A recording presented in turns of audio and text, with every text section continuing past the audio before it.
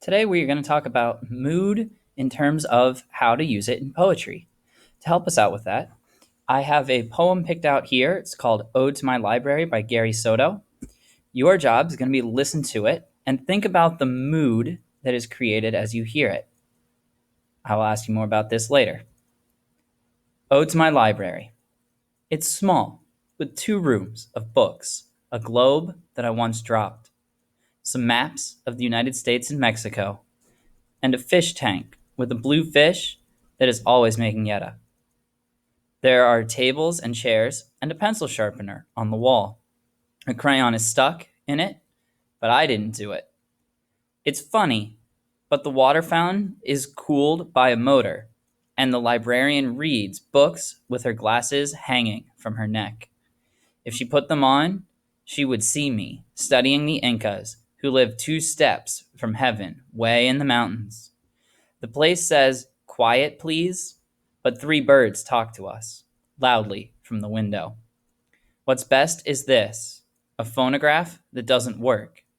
When I put on the headphones, I'm the captain of a jet, and my passengers are mis abuelos coming from a dusty ranch in Monterey. I want to fly them to California, but then walk them to my library. I want to show them the 30 books I devoured in the summer readathon. I want to show them the mural I helped paint. In the mural, an Aztec warrior is standing on a mountain with a machete and a band of feathers on his noble head. I made the cuts of muscle on his stomach and put a boulder of strength in each arm. He could gather enough firewood with one fist. He could slice open a mountain with that machete, and with a wave of his arm, send our enemies tumbling. If I could fly, I'd bring mis abuelos to California. They would touch my hair when I showed them my library. The fish making yetta, the globe that I dropped, the birds fluttering, their wings at the window. They would stand me between them when I showed them my 30 books and the cuts on the warrior, our family of people. That was Ode to My Library by Gary Soto. What I'd really like to talk to you about today is how he uses mood to really help in his poem. And mood is simply how the author portrays different emotions and feelings in the response for the reader.